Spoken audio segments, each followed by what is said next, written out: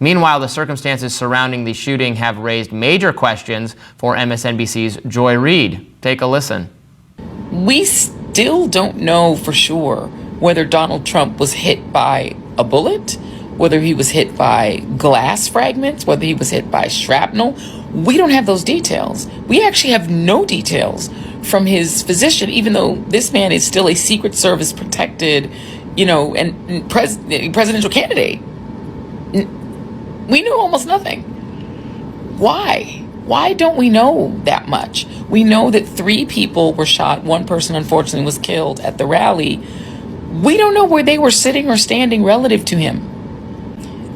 We don't know why, for 9 full seconds, Donald Trump was allowed to stand back up during an active shooting, an active shooter situation, even though they, at that point, had said the shooter was down. How would they have known if there were more shooters or not? Nobody knew. That there could have been 5 shooters for all they knew. Yet they allowed him to stand up in the middle of that, crisis and pose for a photo. But I thought they don't do conspiracy theories. Those crazy alt-right conspiracy theories. They don't do those. They only deal with the facts. That's what they say. But what a difference a day makes, don't it? I've done videos before about how those people who, when they want to dismiss something, instead of dealing with it, they'll just call it a crazy conspiracy theory. Or they'll maybe they'll attach the conspiracy theorist to Alex Jones and then call the theorist a Alex Jones supporter. I've done videos about how those people who don't do conspiracy theories do in fact engage in conspiracy theories. And for 4 years, those crazy right-wing conspiracy theorists been saying that Biden wouldn't finish his term and Kamala would finish as president. And, here we are. Here we are with Biden dropping out of the race and put Kamala there. But Biden didn't put her there. Whoever that's been in control of the White House is the ones that put her there, because Biden can't put nothing nowhere. I doubt he even knows where to put his shoes after he takes them off. So no, Biden ain't put nothing nowhere. Biden ain't been in control for a long time. For a long time, they've been done him like they did Al Capone. And all y'all know, everybody know who Al Capone is, but some may not know his ending. When Al Capone went to prison, he had syphilis. And when he went to prison, the syphilis ate his brain up so bad that they released him from jail. They let him go from prison. They do that sometimes when a person is so ill. But they let him go home. And his family let him think he was in charge. He didn't have a crime family no more. He thought he did, but he didn't have no crime family no more. So what he used to do is he used to just sit in a room screaming orders at people, not even really knowing what he was saying. And his people just went along with it. And I'm going to continue to move until we get the total ban on the total initiative relative to what we're going to do with more Border Patrol and more asylum officers. President Trump? I really don't know what he said at the end of that sentence. I don't think he knows what he said either. Look. But I'm looking at all these questions about the Trump incident. And these questions are coming from the anti-conspiracy theorists. But why have questions? Why question why wasn't the roof secured? Because them questions, they sound like crazy, right-wing, white Christian nationalist conspiracy theories. And then there's this one here, man. This one's weird. It's this lady, right? And she's behind Trump. And her actions, I don't even know how to wrap my head around it. In this kind of situation, it just does not seem right. And people are saying that it looks as if she knew what was going on just based on her behavior. Check this out. And this is the weird thing. As soon as, so she's like looking around, it looks to me like she does a little smile and then she like stops herself. And then she just gets down and goes right to the camera. That's odd, man. Like they said, take a look at what happened. Oh, she did. Did you see that? She did do a smile. Take a look at what happened. But you see how she keeps looking. She does keep looking it's just time. over at the sniper team. Yeah. Who is this chick? See right there, she's standing up. She's not mean, some people are kind of looking over that way, but the way she's looking a little bit further back, and she keeps looking up. Yeah, here, I'll zoom out a little bit. Look it up. It's just so strange.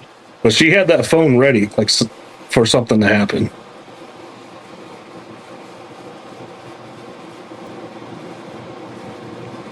To me, it looks like, so she's, I think, I agree, looking at Secret Service, so looking to the roof, but then she looks like she's looking at someone in front too. Or like someone cued something.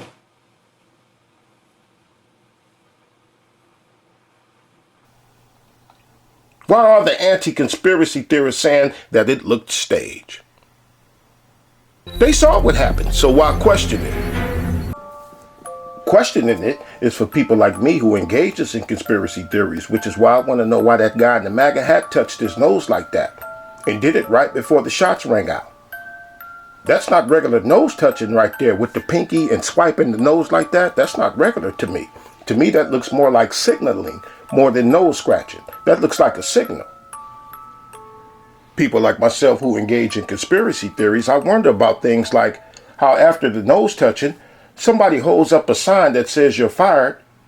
Then immediately after that, somebody starts firing. Couple of months old, and if you want to really see something that said, take a look at what happened. 1, 2, 3.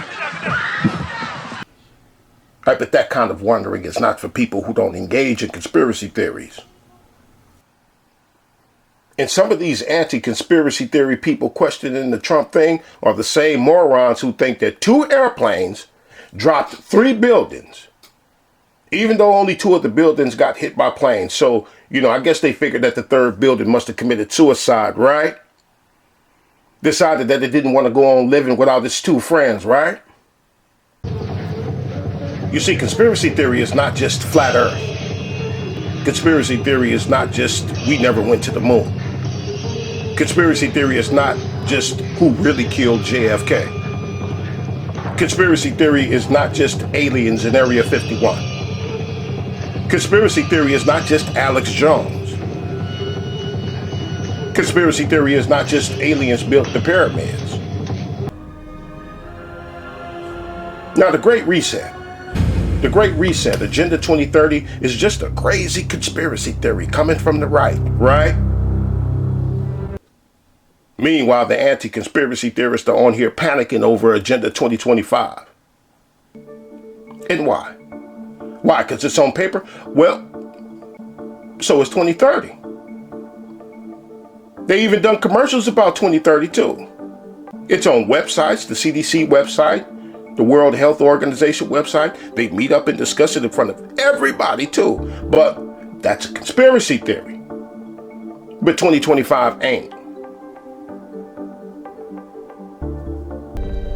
But anyway, yesterday, and I don't know for sure, but I was looking at a few other things unrelated to what I just finished saying about conspiracy theories, that these few other things, I think they might get me back into the spirit to start uploading again, because for a while I just haven't been feeling it for various reasons.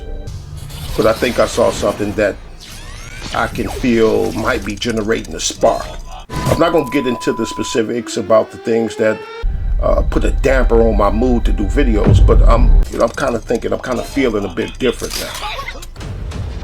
And some of y'all might remember when I was explaining why you see ww3 in the title of my videos, and I told people that ww3 doesn't stand for World War III.